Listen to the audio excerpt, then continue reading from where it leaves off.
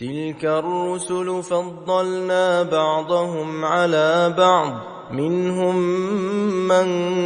كلم الله ورفع بعضهم درجات وآتينا عيسى ابن مريم البينات وأيدناه بروح القدس ولو شاء الله ما اقتتل الذين من بعد ما جاءتهم البينات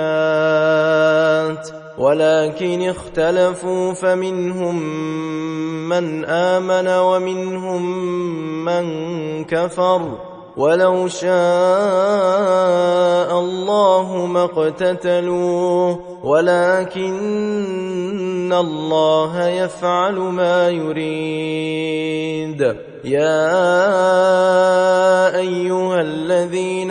آمنوا أنفقوا مما رزقناكم من قبل أن يأتي يوم لا بيع فيه ولا خلة ولا شفاعة والكافرون هم الظالمون. الله لا إله إلا هو الحي القيوم لا تأخذه سنة ولا نوم له ما في السماوات وما في الأرض من ذا الذي يشفع عنده إلا بإذنه يعلم ما بين أيديهم وما خلفهم ولا يحيطون بشيء من علمه إلا بما شاء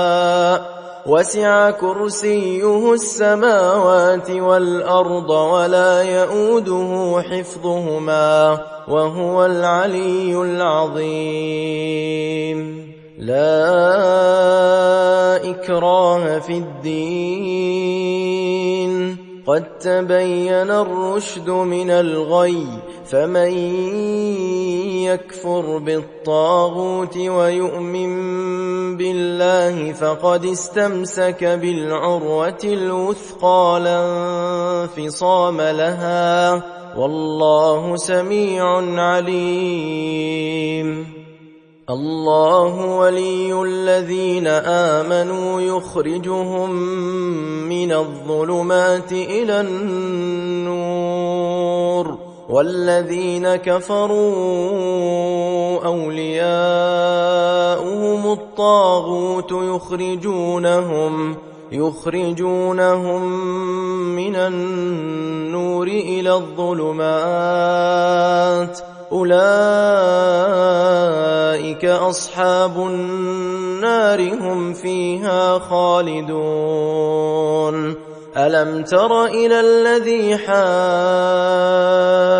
إبراهيم في ربه أن آتاه الله الملك إذ قال إبراهيم ربي الذي يحيي ويميت قال أنا أحيي وأميت قال إبراهيم فإن الله يأتي بالشمس من المشرق فأت بها من المغرب فبهت الذي كفر والله لا يهدي القوم الظالمين. أو كالذي مر على قرية وهي خاوية على عروشها قال أنى يحيي هذه الله بعد موتها فأماته الله 100 عام ثم بعثه قال كم لبثت قال لبثت يوما أو بعض يوم قال بل لبثت 100 عام فانظر إلى طعامك وشرابك لم يتسنه وانظر إلى حمارك ولنجعلك آية للناس وانظر إلى العظام كيف ننشزها ثم نكسوها لحما فلما تبين له قال أعلم أن الله على كل شيء قدير وإذ قال إبراهيم رب أرني كيف تحيي الموتى قال أولم تؤمن قال بلى ولكن ليطمئن قلبي قال فخذ 4 من الطير فصرهن إليك ثم اجعل على كل جبل منهن جزءا ثم ادعهن يأتينك سعيا واعلم أن الله عزيز حكيم مثل الذين ينفقون أموالهم في سبيل الله كمثل حبة أنبتت 7 سنابل في كل سنبلة 100 حبة والله يضاعف لمن يشاء والله واسع عليم الذين ينفقون أموالهم في سبيل الله ثم لا يتبعون ما أنفقوا منا ولا أذى لهم أجرهم عند ربهم ولا خوف عليهم ولا هم يحزنون قول معروف ومغفرة خير من صدقة يتبعها أذى والله غني حليم يا أيها الذين آمنوا لا تبطلوا صدقاتكم بالمن والأذى كالذي ينفق ماله رئاء الناس ولا يؤمن بالله واليوم الآخر فمثله كمثل صفوان عليه تراب فأصابه وابل فتركه صلدا لا يقدرون على شيء مما كسبوا والله لا يهدي القوم الكافرين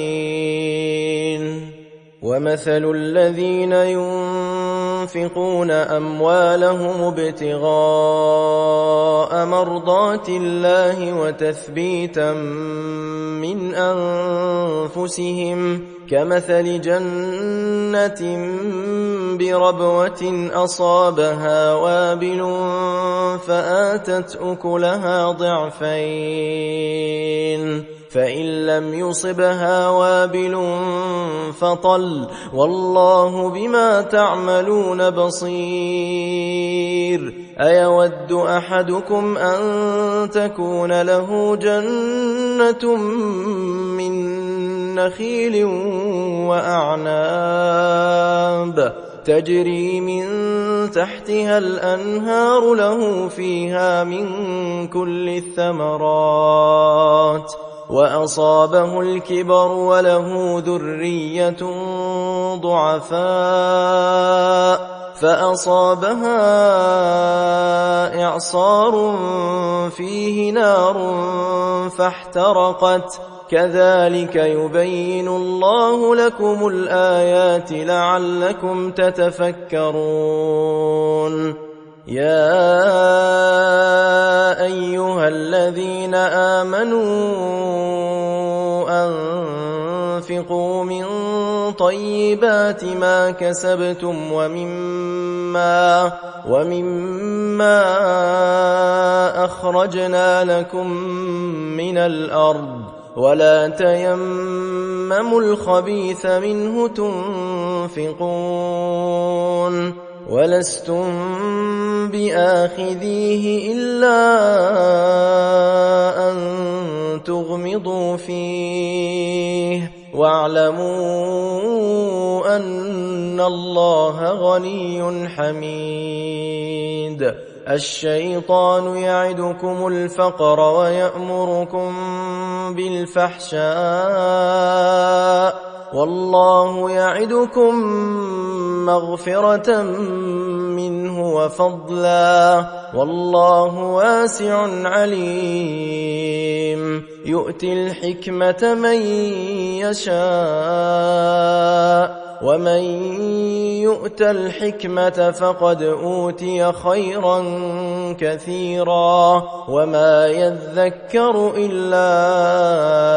أولو الألباب وما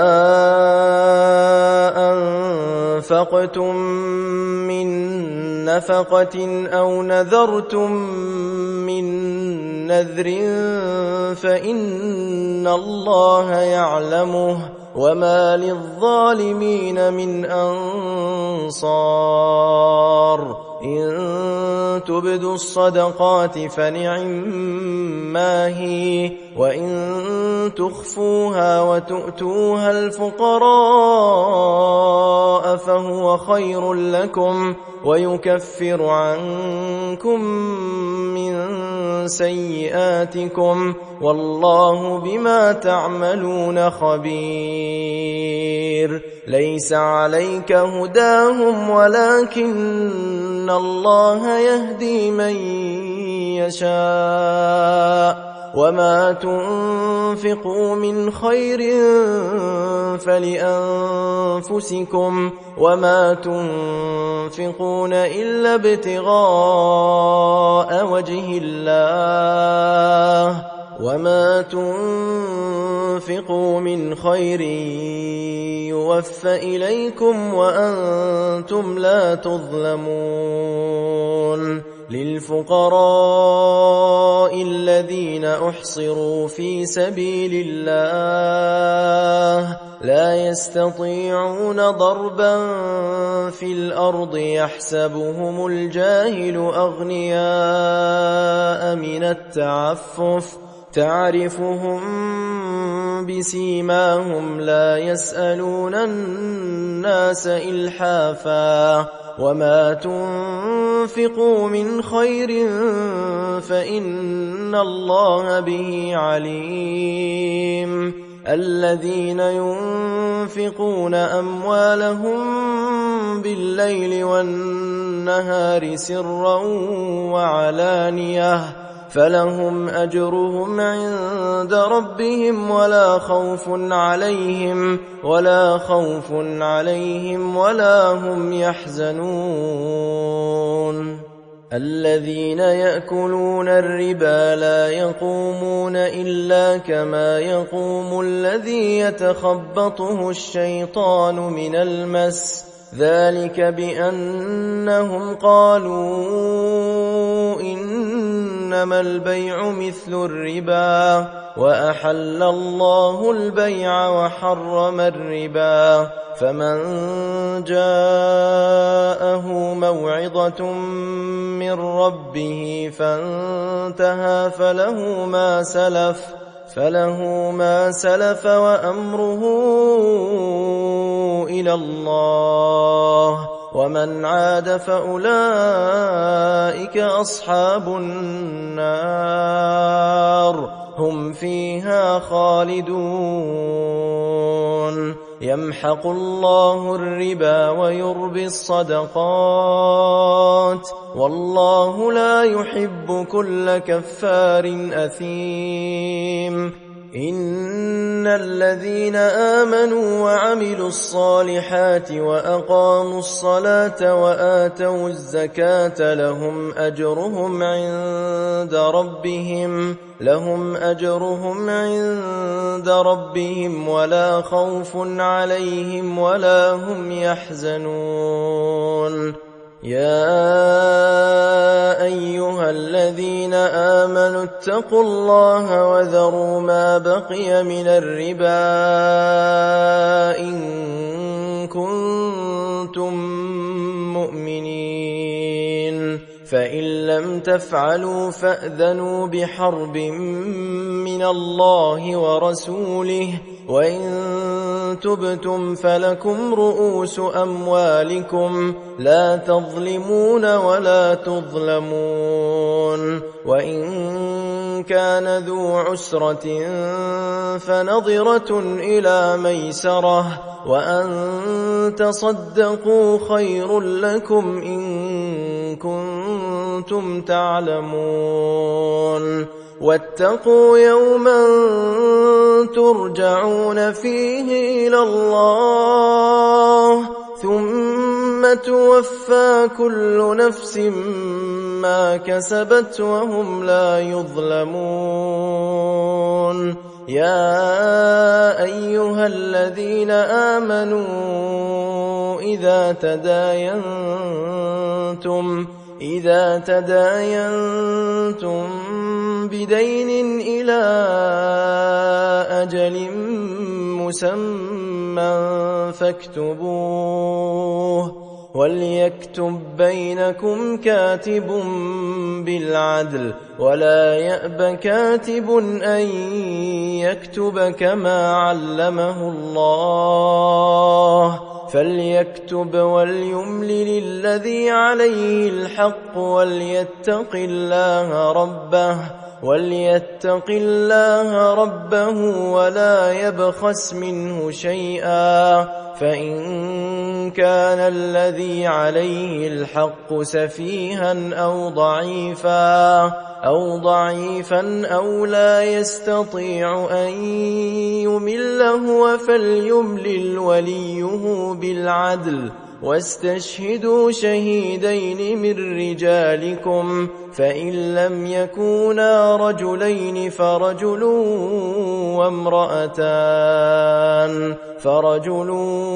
وامرأتان ممن ترضون من الشهداء أن تضل إحداهما فتذكر إحداهما الأخرى ولا يأبى الشهداء إذا ما دعوا ولا تسأموا أن تكتبوه صغيرا أو كبيرا إلى أجله ذلكم أقسط عند الله وأقوم للشهادة وأدنى ألا ترتابوا إلا أن تكون تجارة حاضرة تديرونها بينكم فليس عليكم جناح ألا تكتبوها وأشهدوا إذا تبايعتم ولا يضار كاتب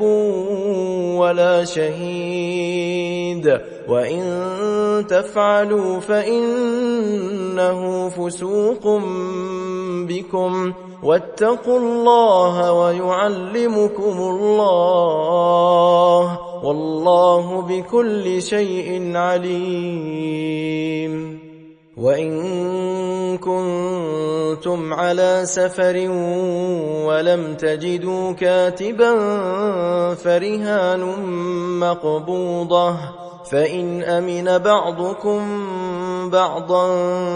فليؤدي الذي اؤتمن أمانته وليتق الله ربه ولا تكتموا الشهادة ومن يكتمها فإنه آثم قلبه والله بما تعملون عليم لله ما في السماوات وما في الأرض وإن تبدوا ما في أنفسكم أو تخفوه يحاسبكم به الله فيغفر لمن يشاء ويعذب من يشاء والله على كل شيء قدير. آمن الرسول بما أنزل إليه من ربه والمؤمنون كل آمن بالله وملائكته وكتبه ورسله لا نفرق بين أحد من رسله وقالوا سمعنا وأطعنا غفرانك ربنا وإليك المصير. لا يكلف الله نفسا إلا وسعها لها ما كسبت وعليها ما اكتسبت ربنا لا تؤاخذنا إن نسينا أو أخطأنا ربنا ولا تحمل علينا إصرا كما حملته على الذين من قبلنا ربنا ولا تحملنا ما لا طاقة لنا به واعف عنا واغفر لنا وارحمنا أنت مولانا فانصرنا على القوم الكافرين. بسم الله الرحمن الرحيم. ألف لام ميم. الله لا إله إلا هو الحي القيوم نزل عليك الكتاب بالحق مصدقا لما بين يديه وأنزل التوراة والإنجيل من قبل هدى للناس وأنزل الفرقان إن الذين كفروا بآيات الله لهم عذاب شديد والله عزيز ذو انتقام. إن الله لا يخفى عليه شيء في الأرض ولا في السماء هو الذي يصوركم في الأرحام كيف يشاء لا إله إلا هو العزيز الحكيم. هو الذي أنزل عليك الكتاب منه آيات محكمات هن أم الكتاب وأخر متشابهات فأما الذين في قلوبهم زيغ فيتبعون ما تشابه منه ابتغاء الفتنة وابتغاء تأويله وما يعلم تأويله إلا الله والراسخون في العلم يقولون آمنا به كل من عند ربنا وما يذكر إلا أولو الألباب. ربنا لا تزغ قلوبنا بعد إذ هديتنا وهب لنا من لدنك رحمة إنك أنت الوهاب. ربنا إنك جامع الناس ليوم لا ريب فيه إن الله لا يخلف الميعاد. إن الذين كفروا لن تغني عنهم أموالهم ولا أولادهم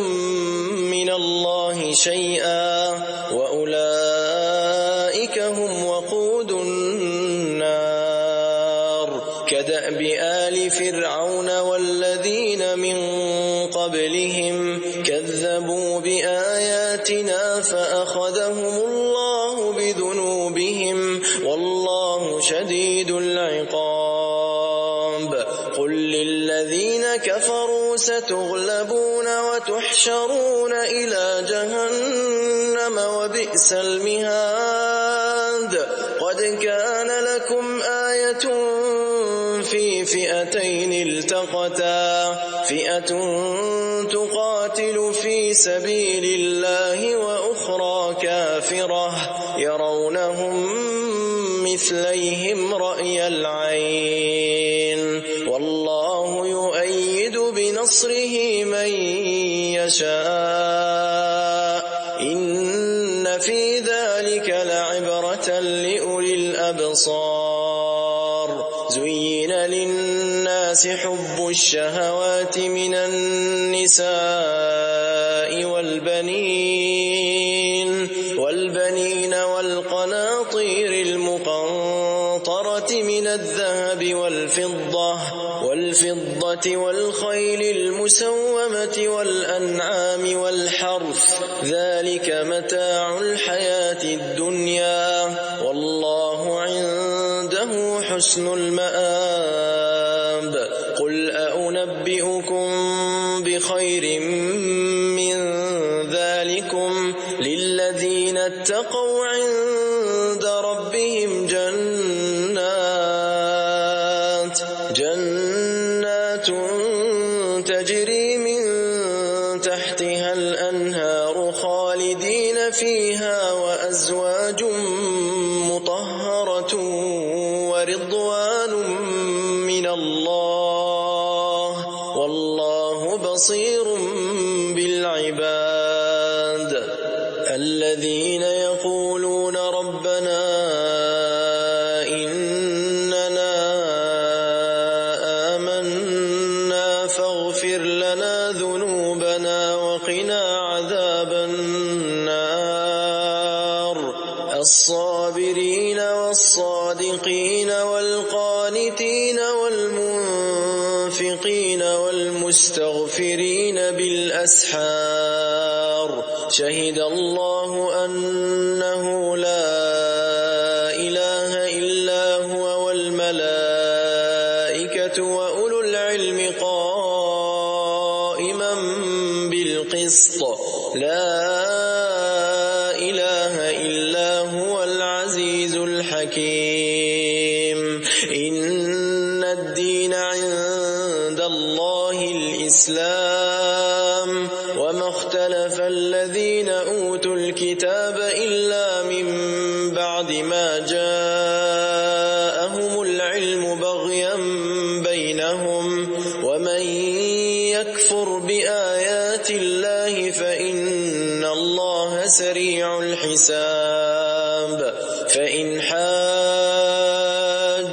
فقل أسلمت وجهي لله ومن اتبعن وقل للذين أوتوا الكتاب والأميين أأسلمتم فإن أسلموا فقد اهتدوا وإن تولوا فإنما عليك البلاغ والله بصير بالعباد إن الذين يكفرون بآيات الله ويقتلون النبيين بغير حق ويقتلون الذين يأمرون بالقسط من الناس فبشرهم بعذاب أليم أولئك الذين حبطت أعمالهم في الدنيا والآخرة وما لهم من ناصرين ألم تر إلى الذين أوتوا نصيبا من الكتاب يدعون إلى كتاب الله ليحكم بينهم ثم يتولى فريق منهم وهم معرضون ذلك بأنهم قالوا لن تمسنا النار إلا أياما معدودات وغرهم في دينهم ما كانوا يفترون فكيف فإذا جمعناهم ليوم لا ريب فيه ووفيت كل نفس ما كسبت وهم لا يظلمون قل اللهم مالك الملك تؤتي الملك من تشاء وتنزع الملك ممن تشاء وتعز من تشاء وتذل من تشاء بيدك الخير إنك على كل شيء قدير تولج الليل في النهار وتولج النهار في الليل وتخرج الحي من الميت وتخرج الميت من الحي وترزق من تشاء بغير حساب لا يتخذ المؤمنون الكافرين أولياء من دون المؤمنين ومن يفعل ذلك فليس من الله في شيء إلا أن تتقوا منهم تقاه ويحذركم الله نفسه وإلى الله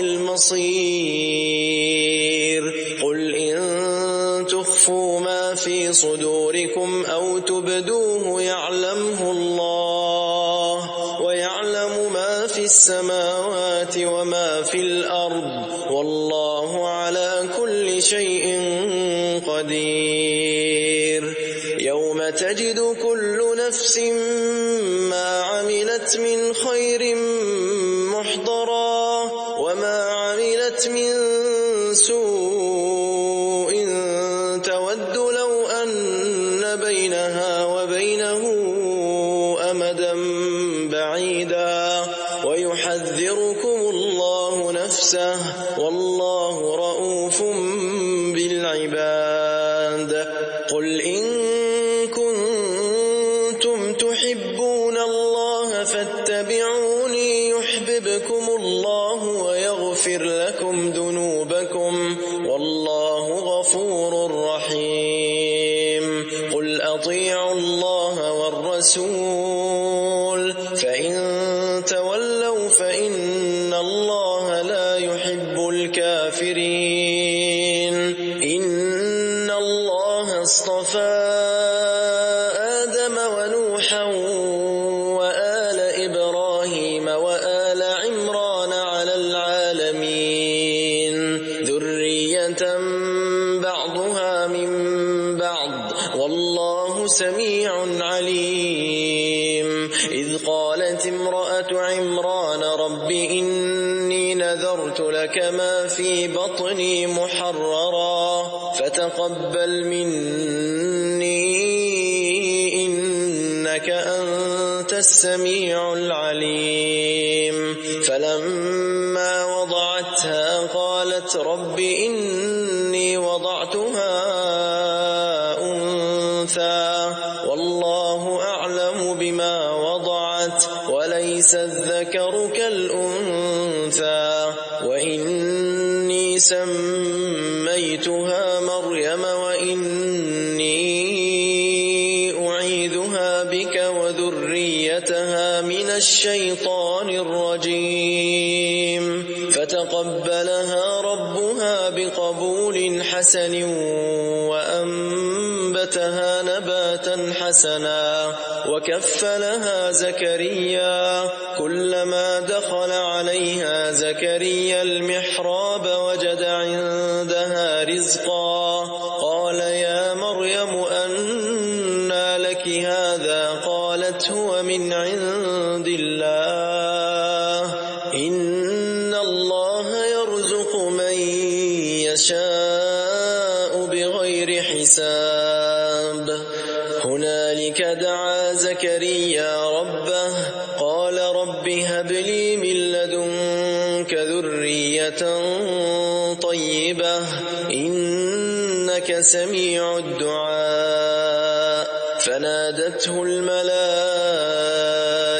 وهو قائم يصلي في المحراب أن الله يبشرك بيحيى مصدقا بكلمة من الله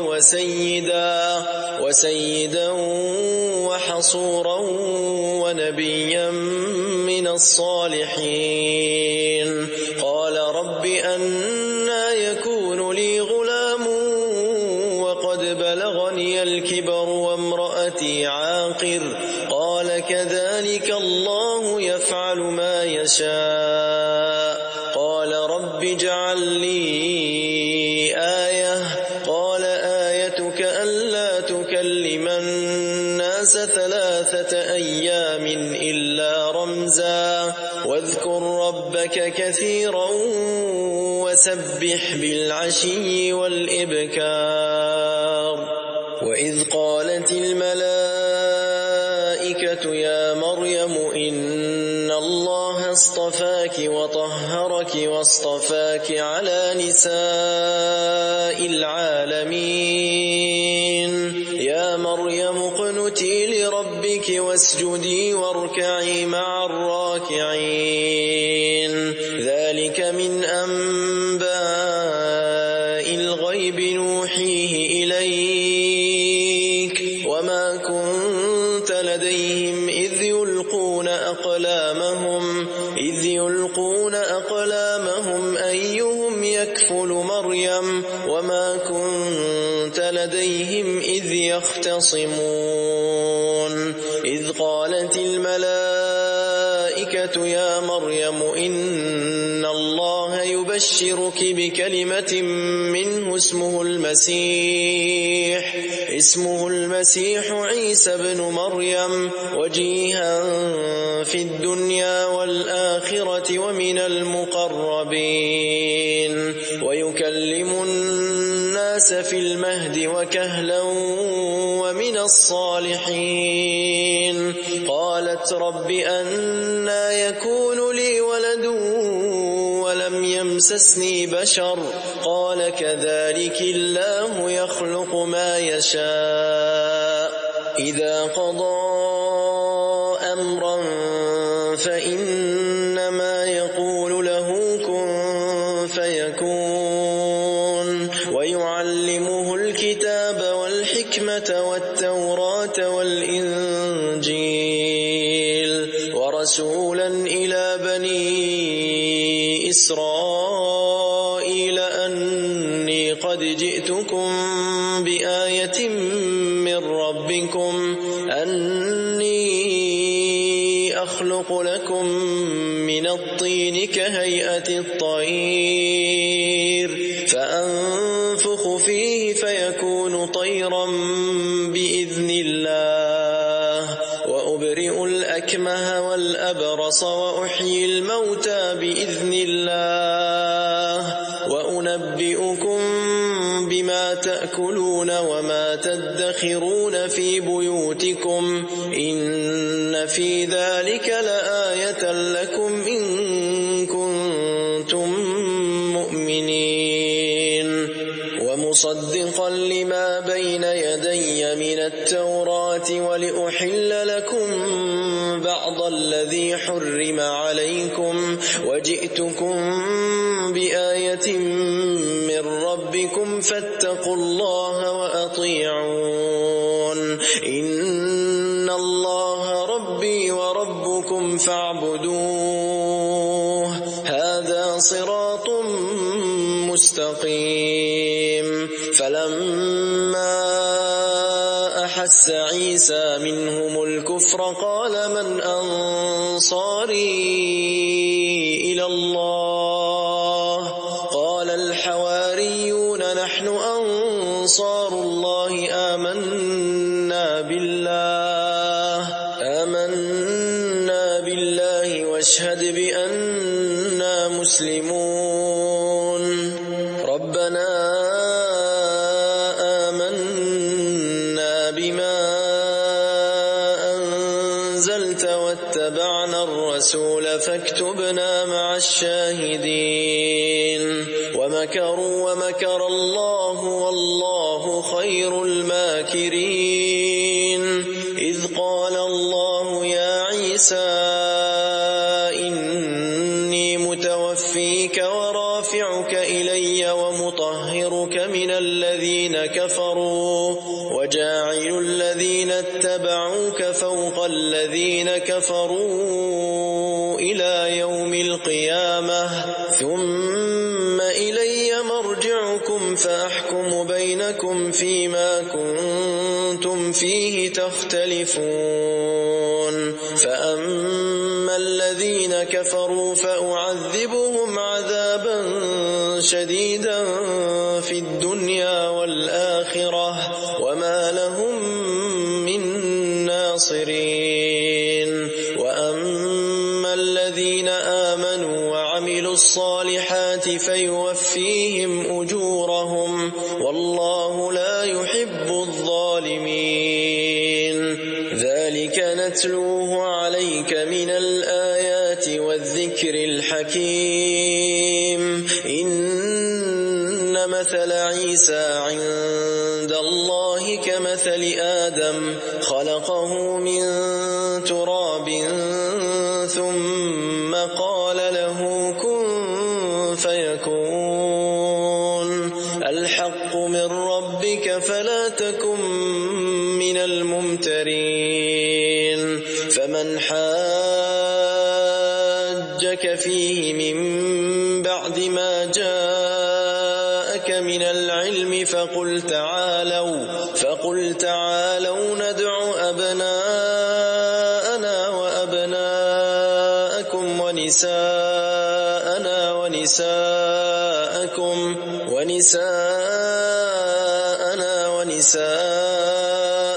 وأنفسنا وأنفسكم ثم نبتهل فنجعل لعنة الله على الكاذبين. إن هذا لهو القصص الحق وما من إله إلا الله وإن الله لهو العزيز الحكيم. فإن تولوا فإن الله عليم بالمفسدين. قل يا أهل الكتاب تعالوا إلى كلمة سواء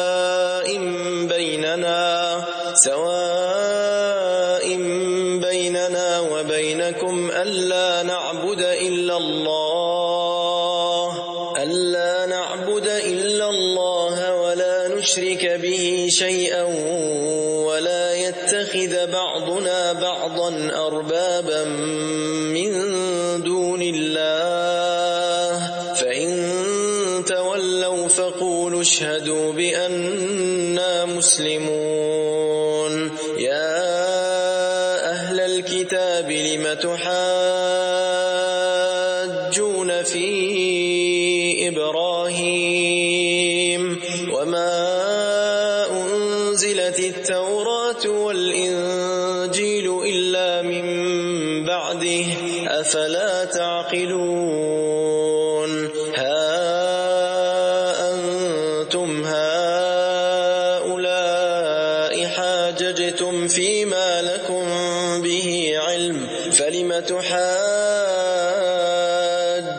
فيما ليس لكم به علم والله يعلم وأنتم لا تعلمون. ما كان إبراهيم يهوديا ولا نصرانيا ولكن كان حنيفا مسلما وما كان من المشركين. إن أولى الناس بإبراهيم للذين اتبعوه وهذا النبي والذين آمنوا والله ولي المؤمنين. ودت طائفة من أهل الكتاب لو يضلونكم وما يضلون إلا أنفسهم وما يشعرون. يا أهل الكتاب وتكفرون بآيات الله وأنتم تشهدون يا أهل الكتاب لم تلبسون الحق بالباطل وتكتمون الحق وأنتم تعلمون وقالت طائفة من أهل الكتاب آمنوا بالذي أنزل على الذين آمنوا وجه النهار واكفروا آخره لعلهم يرجعون ولا تؤمنوا إلا لمن تبع دينكم قل إن الهدى هدى الله أن يؤتى أحد مثل ما أوتيتم أو يحاجوكم عند ربكم قل إن الفضل بيد الله يؤتيه من يشاء والله واسع عليم يختص برحمته من يشاء والله ذو الفضل العظيم ومن أهل الكتاب من إن تأمنه بقنطار يؤديه إليك ومنهم من إن تأمنه بدينار لا يؤديه إليك إلا ما دمت عليه قائما ذلك بأنهم قالوا ليس علينا في الأميين سبيل ويقولون على الله الكذب وهم يعلمون بلى من أوفى بعهده واتقى فإن الله يحب المتقين إن الذين يشترون بعهد الله وأيمانهم ثمنا قليلا أولئك لا خلاق لهم في الآخرة ولا يكلمهم الله ولا ينظر إليهم يوم القيامة ولا يزكيهم ولهم عذاب أليم وإن منهم لفريقا يلوون ألسنتهم بالكتاب لتحسبوه من الكتاب وما هو من الكتاب ويقولون هو من عند الله وما هو من عند الله ويقولون على الله الكذب وهم يعلمون ما كان لبشر أن يؤتيه الله الكتاب والحكم والنبوة ثم يقول للناس كونوا عبادا لي من دون الله ولكن كونوا ربانيين بما كنتم تعلمون الكتاب وبما كنتم تدرسون ولا يأمركم أن تتخذوا الملائكة والنبيين أربابا أيأمركم بالكفر بعد إذ أنتم مسلمون وإذ أخذ الله ميثاق النبيين لما آتيتكم من كتاب وحكمة ثم جاءكم رسول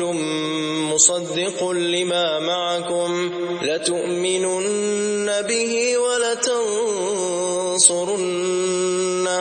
قال أأقررتم وأخذتم على ذلكم إصري قالوا أقررنا قال فاشهدوا وأنا معكم من الشاهدين فمن تولى بعد ذلك فأولئك هم الفاسقون أفغير دين الله يبغون أسلم من في السماوات والأرض طوعا وكرها وإليه يرجعون قل آمنا بالله وما أنزل علينا وما أنزل على إبراهيم وإسماعيل وإسحاق ويعقوب والأسباط وما أوتي موسى وعيسى والنبيون من ربهم لا نفرق بين أحد منهم ونحن له مسلمون ومن يبتغ غير الإسلام دينا فلن يقبل منه وهو في الآخرة من الخاسرين كيف يهدي الله قوما كفروا بعد إيمانهم وشهدوا أن الرسول حق وجاءهم البينات والله لا يهدي القوم الظالمين أولئك جزاؤهم أن عليهم لعنة الله والملائكة والناس أجمعين خالدين فيها لا يخفف عنهم العذاب ولا هم ينظرون إلا الذين تابوا من بعد ذلك وأصلحوا فإن الله غفور رحيم إن الذين كفروا بعد إيمانهم ثم ازدادوا كفرا لن تقبل توبتهم وأولئك هم الضالون إن الذين كفروا وماتوا وهم كفار فلن يقبل من أحدهم ملء الأرض ذهبا ولو افتدى به أولئك لهم